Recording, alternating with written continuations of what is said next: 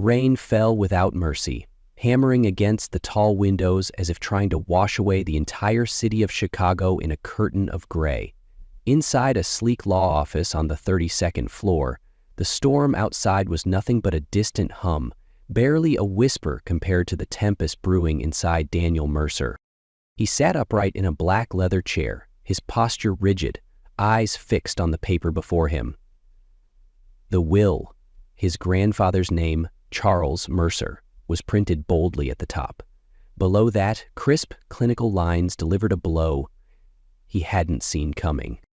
A majority of shares and personal assets shall be transferred to Miss Claire Bennett. The room dropped into a silence so sharp it could cut. Daniel narrowed his eyes, his voice colder than the rain outside. Who is Claire Bennett? Opposite him sat Mr. Ellison, the family's trusted attorney for over 3 decades. The older man adjusted his glasses and replied evenly. He's a nurse, currently works at Lincoln General Hospital. Mr. Charles left very specific instructions regarding her. Daniel's lips curled, not in amusement, but something closer to disdain and disbelief. A nurse? My grandfather, who guarded his fortune like his lifeblood, trusted no one outside this family, left millions to a nurse? He stood, walked toward the window, city lights casting a cold sheen across his tense face. This is a joke. Tell me it's a joke. It's not, Mr. Ellison said calmly. Mr. Charles also left a letter. He instructed me to hand it to you only after the will was read. From his briefcase, he withdrew a worn envelope sealed with red wax bearing the Mercer family crest, an eagle with outstretched wings. Daniel took it, his hand tightening around the edges, as though he were holding a piece of legacy itself. Inside were only a few lines, written in his grandfather's firm, unmistakable handwriting. Daniel, you are my pride, but you don't believe in people. Claire Bennett is not a stranger. She was the light in my darkest days. Find her. Don't let prejudice blind your heart. Daniel froze, his throat tightened. Light? He echoed softly. In his darkest days? No, impossible. Charles Mercer was a man of steel, void of sentiment, untouched by emotion. Then, who was Claire? There could only be one explanation. This woman must have manipulated him, taken advantage of his vulnerability. A calculated move. Daniel turned back, his tone like a sharpened blade. I want everything on Claire Bennett, who she is, what she did, how she got to my grandfather. I want the truth. Mr. Ellison sighed, the kind of sigh worn by years and buried secrets.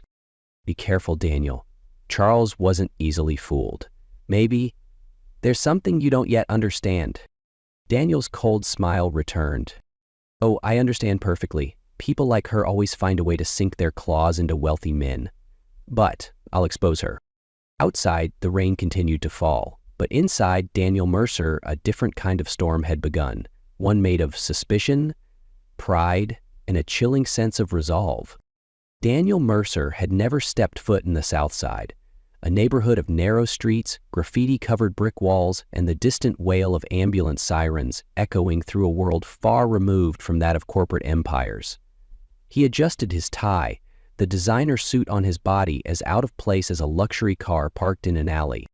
Christopher, his assistant, had sent Claire Bennett's address, an apartment on the 3rd floor of a crumbling building with fogged-up windows and rusting railings. Daniel stood at the base of the stairs, his gaze sweeping past a line of people waiting for a free meal from a food truck nearby. If Claire really was playing the long game, she was doing it with masterful precision. Living here, in this poverty, was one hell of a disguise. The heavy iron door groaned as he pushed it open. The rotting wooden stairs creaked under his polished shoes. The air smelled of stale cigarettes and damp walls. He stopped in front of apartment 3B, took a breath. Today, he wasn't Daniel Mercer, CEO of Mercer Innovations. He was Ethan Carter, legal associate from Ellison & Associates. He needed to be careful. If she was conning someone, he would catch her in the act. 3 firm knocks. The door creaked open. Warm brown eyes stared at him, cautious but calm. The woman was petite, her blonde hair pulled back in a simple ponytail. A faded sweater hung loosely on her shoulders, jeans worn at the knees. No makeup, no jewelry, nothing like the image he had painted in his mind. Yes, her voice was gentle, yet guarded. "I'm Ethan Carter from Ellison & Associates," Daniel said smoothly, flashing the practiced smile he'd used to close million-dollar deals. "I'm here regarding the will of Mr. Charles Mercer." Her eyes widened, not with greed, but something closer to panic. "The will. I told Mr. Ellison already. I don't want anything from the Mercer family." She began to close the door, but Daniel stopped it gently. "This won't take long, Ms. Bennett. It's a legal matter of importance." His voice remained calm, but he was reading her every twitch. Claire hesitated, then sighed. "Fine, but I don't have much time." The apartment was small, but surprisingly tidy. An old sofa sat by the window. In one corner, a fold-out bed. A young boy around 10 lay on it, pale and still, a monitor beeping softly beside him. "That's my brother, Theo," Claire said quietly, adjusting his blanket. "He has a congenital heart condition. Today's a bad day." Daniel paused. The scene before him, young woman, sick brother, small apartment, was almost too perfect. He'd seen manipulative stories like this in court. Yet, the way she touched Theo's forehead, the tremble in her hand, it didn't feel rehearsed. "We can talk here," Clara motioned to a small wooden table near the kitchen. The kettle whistled softly. "Would you like some tea? It's just bagged." "No, thank you." Daniel sat on the wobbly chair, pulling out a fake document folder with Ellison & Associates printed clearly. "Ms. Bennett, Mr. Charles Mercer left you a significant sum, over $50 million. Do you know why?" Claire sat across from him, clutching a mug. "I don't know.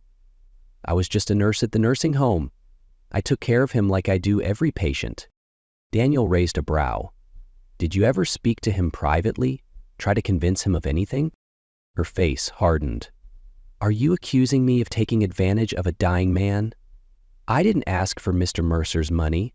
I still don't want it. My brother needs me, not some fortune I didn't earn." Daniel pressed. "So you'll formally refuse it?" "Yes," Claire said firmly. "I'll sign whatever's needed. Your family can keep the money." Too quick, too absolute. Was it pride? Or a performance? Cold light poured in through the towering windows of the Mercer Innovations boardroom, casting long shadows across Daniel Mercer's unreadable face. He sat at the head of the sleek walnut table, hands clasped tightly, eyes scanning the 10 board members watching him with a mix of expectation and mounting concern. In the center of the table lay a folder, Charles Mercer's will. Like a quiet accusation, no one dared to speak aloud. No one moved until Ms. Delaney, the longest-serving board member, broke the silence, her voice razor-sharp. "We need to act now, Daniel. Rumors about this nurse, Claire Bennett, are spreading across financial platforms. If we don't control this story, our stock will plummet. Do you want shareholders thinking the Mercer family let a nurse manipulate Charles into rewriting his will?" Daniel's fingers tightened slightly. Claire's face flickered in his mind. Her tiny apartment, the pale boy in bed, her panic at hearing his grandfather's name.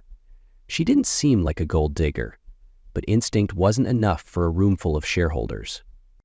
"I understand," he said, voice low but steady. "But we don't have any concrete evidence that she's a fraud. She's already declined the inheritance." A scoff echoed from the other end of the table. Carrington, a smug young investor, leaned forward, smirking. "Declined? That's a strategy. She knows taking the money right away would look bad. She's playing the long game. I say we launch the media offensive now. Call her what she is, a gold-digging nurse, before this explodes into scandal." Daniel's stomach twisted. A media campaign. He knew how powerful that tool was, had used it before to crush competitors. But this time, the target was a woman caring for her sick brother, living paycheck to paycheck. "She has no criminal record, no debt," Daniel said evenly, "and she's already refused the money. If we go after her without proof, it could backfire. Ms. Delaney arched a brow. Backfire? You're the CEO, Daniel. Your duty is to protect Charles Mercer's legacy, not the reputation of some anonymous nurse. We've already hired a PR firm. First article drops tonight. Nurse inherits millions. Angel or opportunist? All we need is your approval. Daniel stared down at the will again. His grandfather's words echoed, louder than ever. Don't let prejudice blind your heart. He wanted to believe Claire was a fraud, that she had manipulated Charles. But the way she had refused the money, the fierce way she spoke about her brother, it haunted him. If she was innocent, this campaign would destroy her. If she was guilty, hesitating could cost everything. Fine, Daniel said at last, barely above a whisper. Run the article. But I want to approve the content myself. No unnecessary embellishments. Carrington smiled. Delaney gave a curt nod. Good. We'll give her a week. If she takes the money, we're proven right. If not, public pressure will crush her anyway. The meeting adjourned. Daniel walked onto the balcony, looking down over Chicago's glittering skyline. The wind bit at his collar, but he barely felt it. He had just launched a war. But against whom? Claire by nature or himself? 2 days after the first article hit, Daniel Mercer sat alone in his 48th floor office, eyes fixed on the glowing news feed flooding his screen. Claire's pale face, hollow-eyed as she left Lincoln General Hospital, was everywhere. The headlines screamed, Nurse inherits millions, angel or opportunist. The comments beneath chilled him. Total gold digger. She definitely seduced the old man. Amazing actress. Each word felt like a blade carving into his conscience. His phone buzzed. A message from Christopher.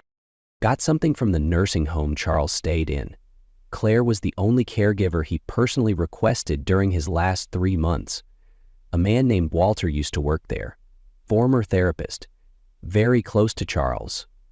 Wants to meet.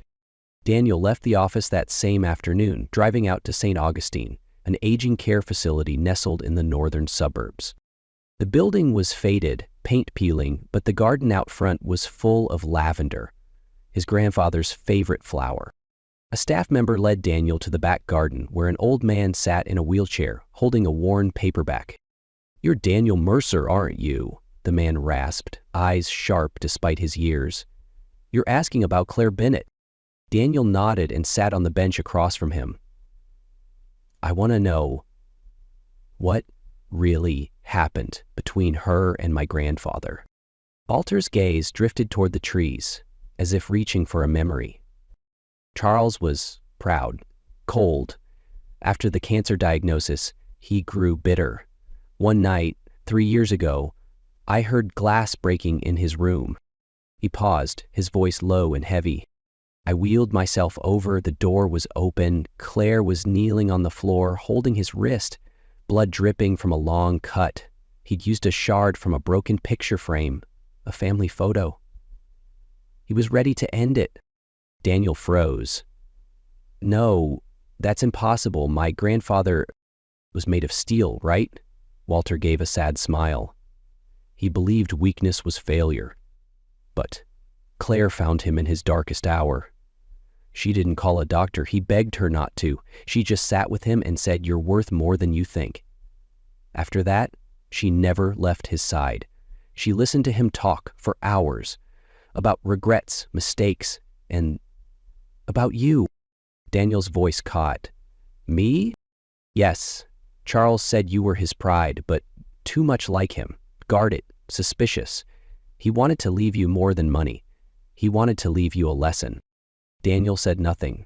His foundation was beginning to crack. Why did she leave right after he died? He asked. Walter shrugged. She was exhausted, caring for Charles, caring for her little brother. I heard she took the boy to a specialist hospital. She never took a dime from Charles. No gifts, no payment. Daniel stood, the earth beneath him no longer steady. Claire hadn't just cared for his grandfather. She had saved him. And if she was innocent, then Daniel had become the man who helped destroy her. On the way back to the city, Daniel sat silently in the car, eyes fixed on the window. The world outside blurred past like an old film reel, but his mind was trapped, replaying every word Walter had just told him. His grandfather had tried to end his own life, and Claire Benet, the woman he had called a gold digger, had saved him. A part of Daniel refused to believe it. It shattered everything he'd built his worldview on, that Charles was unbreakable, that Claire was manipulative. But the other part, the one growing louder by the second, couldn't deny the truth. Claire had stayed by his grandfather's side, not for money, not for power, but simply because she cared. And now, Daniel Mercer, CEO, strategist, legacy guardian, was letting a media storm destroy her name. Back in his office, his phone buzzed. It was Christopher. The second article is in the works. Media's asking why she refused the money then took it. They want to push harder on this angle. Daniel paused, jaw tight. He didn't answer right away. There's more, Christopher added quietly. Her brother, Theo Bennett, was rushed into emergency care. It's critical. Daniel sank into his chair, hollow. He looked up at the screen.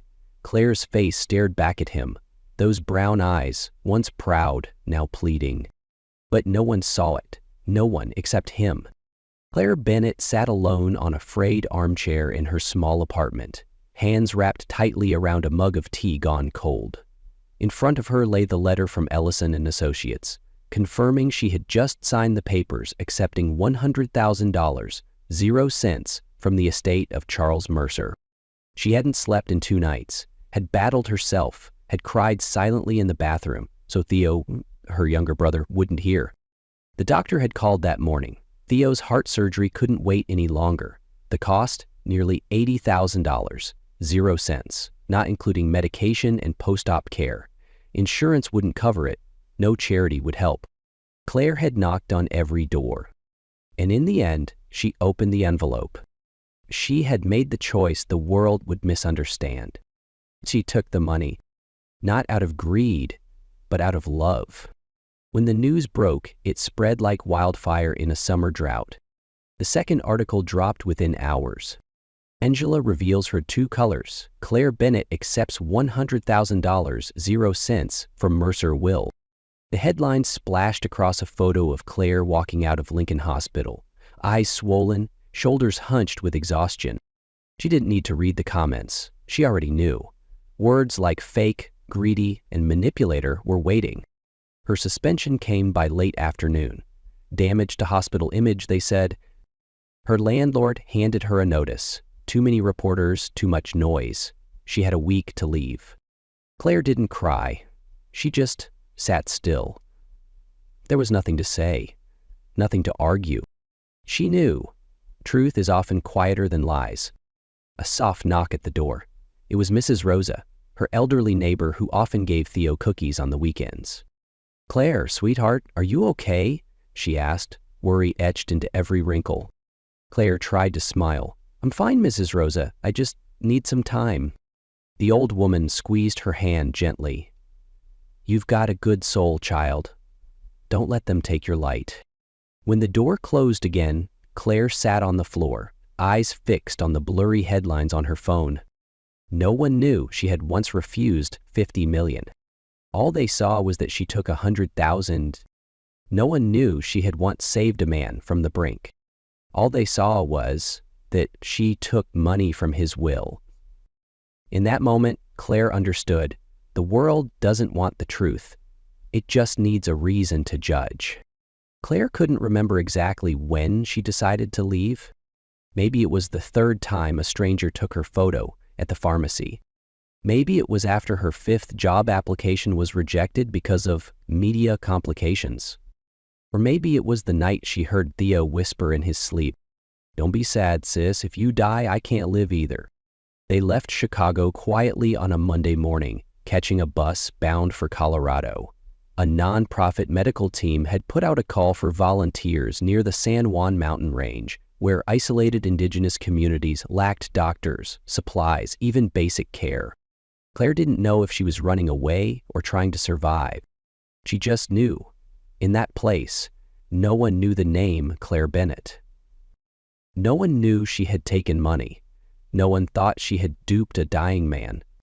There was only her, Theo, and the patients who needed her hands.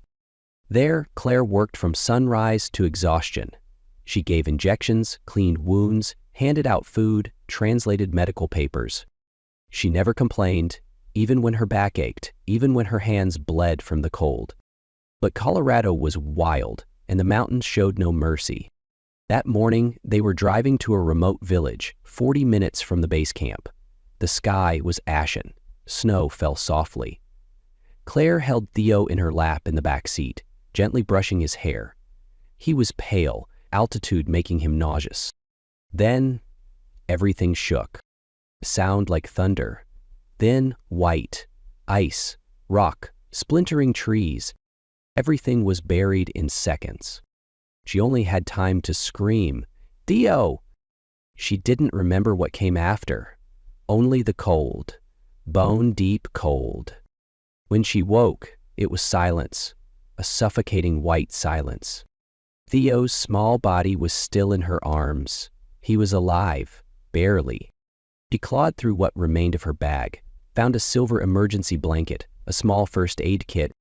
She curled herself around Theo, shielding him from the wind, her lips pressed to his forehead, whispering prayers. "Don't fall asleep. I won't sleep either. I promise." But with every hour, her fingers grew number, her eyelids heavier. She knew if help didn't come soon, they wouldn't survive the night. It wasn't the blizzard that had frozen Claire. It was the injustice, the despair, the silence of a world that never cared to ask for the truth. Daniel Mercer stormed into his office near midnight, his coat soaked with melting snow. The blizzard outside was nothing compared to the storm inside his mind. His phone buzzed again with a message from Theo Kim. "Found Claire Bennett. She's volunteering with a mobile medical team in the Colorado Rockies. Avalanche hit their convoy. Status, missing." Daniel didn't hesitate. "Get the helicopter ready. I need to be in Colorado now." Without waiting for a reply, he left the Mercer Tower with heavy strides. For the first time in years, he wasn't thinking about the board, the stock, or the headlines. There was only one name in his mind, Claire. 3 hours later, the company helicopter landed near Lakewood, a small town at the foot of the snow-covered mountains. Snow was falling hard, the wind sharp and punishing. Local rescue teams guided him to the landslide site. The medical team's van was crushed halfway under the rockfall, a rescue worker explained. 3 people missing, including Claire Bennett and a young boy. Daniel froze. Theo. The boy was with her. No hesitation. "I'm going with the search team." The rescuer started to protest, but Daniel's expression left no room for argument. They plunged into the woods, flashlights cutting narrow beams through the whiteout. Snow covered the trail. The wind howled through the trees like nature's silent scream. Daniel climbed over fallen branches, snow up to his knees. Every step was a fight. Inside him raged a cyclone. Regret, fear, Walter's voice echoing. "She saved your grandfather, now it's your turn." Nearly an hour passed before a light flashed off something metallic in the snow. "Over here," someone yelled. Beneath a dense pine canopy, curled beneath a thin emergency blanket, was Claire, her skin bluish from cold, holding a small body tightly against her chest. "Theo," she was whispering something, her breath barely visible in the freezing air. Her eyes fluttered open as Daniel dropped to his knees. "Say, Theo," she gasped, her lips cracked and trembling. Daniel tore off his coat and wrapped it around both of them. "I've got you. I'm here. You're going to be okay." He pulled them close, shielding them with his own body. Claire's lips moved again, weaker now. "Save my brother." Then she collapsed, still clutching Theo's jacket. "Get the medics," Daniel shouted, voice cracking. For the first time in his life, he cried. Not for failure, not for reputation, but for the fear of losing the very person he once tried to destroy. The rescue team arrived just in time. Both were placed on stretchers, covered in thermal blankets, and rushed down the mountain. Inside the emergency vehicle, Daniel sat beside Claire, her hand cold and still beneath the blanket. He took it, held it tightly, and didn't let go. "Don't go," he whispered. "Please, don't go." The mountain town hospital had no marble floors or grand chandeliers, just a single-story building with white walls and the soft scent of antiseptic lingering in the air. Daniel sat frozen by the bedside, where Claire lay unmoving, as if winter had whispered her into a deep sleep. An IV ran into her arm. Heart monitors blinked softly across her chest. The machines beeped with gentle rhythm, each sound a thread of hope he clung to. He stared at her hand, the same hand that once held his grandfather's bleeding wrist, keeping him tethered to life. That hand was now pale, icy, lying helpless beneath a thin blanket. And he heard her voice again, barely audible through the howling snow. "Save my brother first." Not a word about herself, no bitterness, no blame. Just pure, unconditional love, the kind he had once doubted, distorted, and dragged through the mud for public consumption. Daniel dropped his head, his hands pressing into his temples. The past few weeks replayed like a brutal film reel, the cruel headlines, the cold boardroom debates, Claire's firm voice saying, "I don't want anything." And then her collapsing in the snow, her fragile body wrapped around Theo like a mother shielding her child in a final stand against nature. His chest tightened, his breath shallow. What have I done? The question didn't escape his lips, but it roared in his mind. He wasn't a CEO here, not a Mercer heir, just a man who had gone too far and now stood at the edge of something broken, the trust of an innocent woman. Camera flashes fired like lightning across the packed press room at Mercer headquarters. Dozens of journalists crowded the front row, microphones pointed like silver bayonets. Online, thousands tuned into the live stream titled, "CEO Daniel Mercer to address inheritance scandal involving nurse Claire Bennett." Daniel stood behind the curtain, his hand gripping the edge of the podium, cold sweat beading on his forehead. He had written and deleted this speech dozens of times. No PR team, no advisors, just him and the truth. Claire was still in intensive care. Theo had survived the surgery, now stable thanks to emergency intervention after their rescue. Daniel took a deep breath and stepped forward. The lights hit him all at once, raw, unforgiving. For the first time, he wasn't shielded by a corporate mask, no CEO armor, just a man. He began, "Thank you for being here. I'll be direct, no scripts.